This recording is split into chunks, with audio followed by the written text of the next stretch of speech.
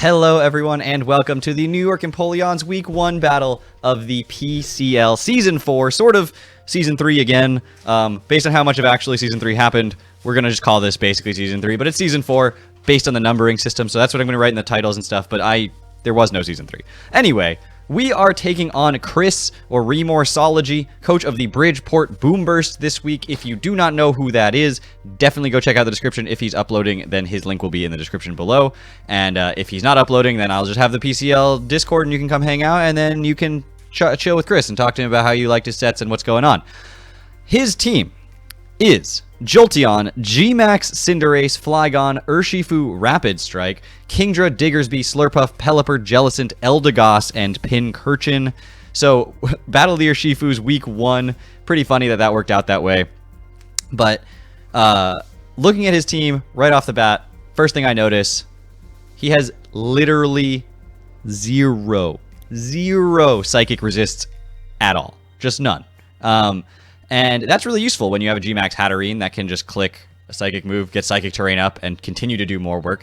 So you'll see how that's sort of my strategy, and then later in the game, we're going to be rocking out with some Mons to try to pick off some threats and stuff like that if Hatterene doesn't get the kills. But in theory, it's going to get the kills. So here's what we're rocking with right off the bat. It's Urshifu, obviously. This thing is going to be coming with Close Combat, Sucker Punch, U-Turn, and the Wicked Blow. I want some nice critical hit damage there. This thing is going to be Scarfed this week just because he has an Urshifu, which speed ties with it. I'm not running max speed. I'm actually running Adamant. I'm trying to outspeed everything on his team that isn't Scarfed. So if he is Scarfed Urshifu and he wins a speed tie, whatever, it happens. But I guess it wouldn't be a speed tie. If he wins, if he outspeeds me, then he's Scarfed. But if he's not Scarfed, even Jolteon, I outspeed that. That's really what I'm going for. And now I don't necessarily think, I'm pretty sure what I did was I actually am outspeeding Jolteon, and I always outspeed Cinderace, no matter what he runs, but I'm outspeeding Jolteon, creeping my fastest Mon, which is Salazzle. So I'm not necessarily going to outspeed. If he goes max Jolly, then he probably will outspeed me anyway, but he's going to waste EVs on that, so I'm fine learning that information. Next up, we have my Scizor. Scizor is going to be rocking out with the Bullet Punch, Quick Attack, Dual Wing Beat, and U-Turn. I wanted to go Banded. I really did. Ended up going with the Akaberry just because the number of times that this thing gets slapped with a Fire-type attack, just from, random things that have Fire-type attacks, it just, needs to have that Akaberry. That allows it to take a hit from the Cinderace in the rain, specifically, so, because he's got the rain with the GMax Cinderace. It doesn't allow it to take a GMax. I think it allows it to take one hit in the rain, for sure. But I figured the Akaberry is just useful. Gives me that, just one time, just in case kind of option measure. Flygon can't just kill me out of nowhere, basically. And then, obviously, I'm running Bullet Punch mostly for the Slurpuff. If that thing gets off a Belly Drum and starts being annoying, then Scizor is super necessary in order to take that down. The Akaberry also lets the Scizor switch in on the Slurpuff and go for and just, take the Fire Punch or Flamethrower, depending on what set he is.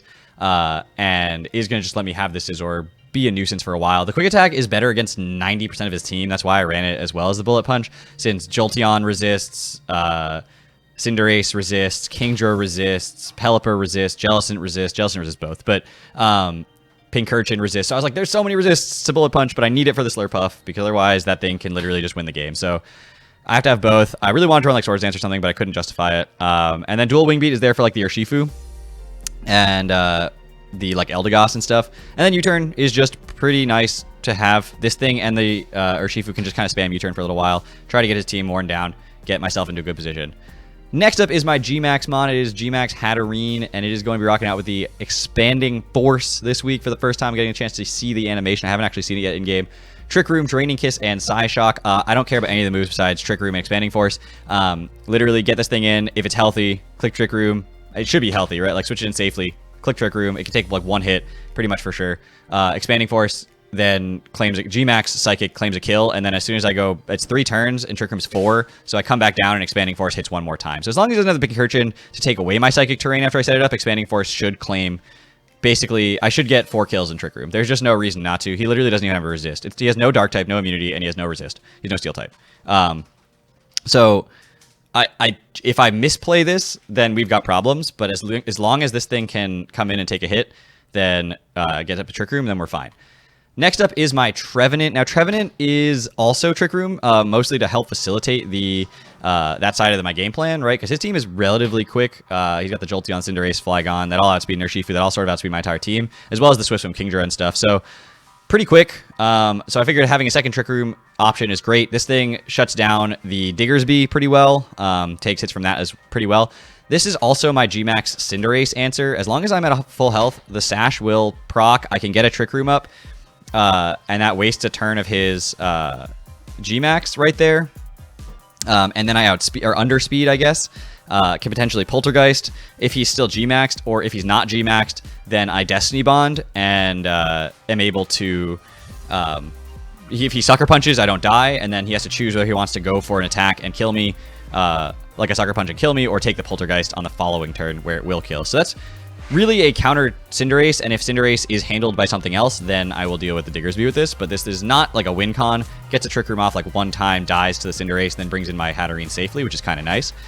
Next up is my Rotom. Rotom's got the screens. Screens are super useful this week. That's really all this Rotom is for, is just to get screens up, be a little bit annoying to things like the Pelipper, maybe take a hit from the Cinderace as it needs to in the G-Max form, and then it doesn't, again, it's Volt Switch to in the early game, and then screens, and then I want to proceed to win with my other win cons, which are the Hatterene and the Noctowl. Noctowl is, of course, coming. It's week 1. I'm, of course, bringing the Noctowl, and I'm bringing the least standard set you've ever seen of Noctowl. It is going to be Agility, Amnesia, Hurricane, Stored Power, Weakness Policy, Noctowl.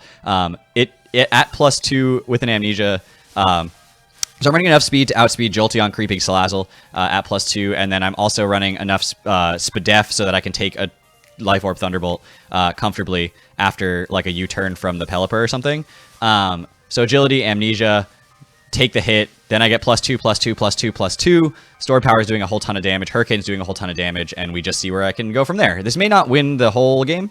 Honestly, it could, but it probably won't. But if it can break a couple holes, then that can make the Hatterene's job just that much easier, which is super nice. So that's the team. I'm excited to see it. I'm battling in like 2 minutes, so I want you guys just to know that I'm a little bit rushed right now, but we're going to have fun with this. So I will see you guys back here with that battle. I haven't decided if this is getting tacked onto the front of the battle or the separate video, so either I'll see you guys back here right now. If this is like the midpoint of the video, then you know. Otherwise, I'll see you guys back here tomorrow with that battle. So take care, everybody.